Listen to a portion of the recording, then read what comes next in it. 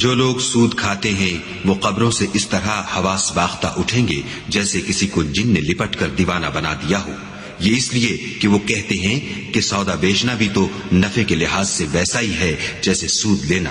حالانکہ سودے کو خدا نے حلال کیا ہے اور سود کو حرام۔ تو جس شخص کے پاس خدا کی نصیحت پہنچی اور وہ سود لینے سے باز آ گیا تو جو پہلے ہو چکا وہ اس کا، اور قیامت میں اس کا معاملہ خدا کے سپرد۔ اور جو پھر لینے لگا تو ایسے لوگ دوزخی ہیں کہ ہمیشہ دوزخ میں جلتے رہیں گے۔ جو لوگ سود کھاتے ہیں وہ قبروں سے اس طرح حواس باختہ اٹھیں گے جیسے کسی کو جن نے لپٹ کر دیوانہ بنا دیا ہو، یہ اس لیے کہ وہ کہتے ہیں کہ سودا بیچنا بھی تو نفع کے لحاظ سے ویسا ہی ہے جیسے سود لینا،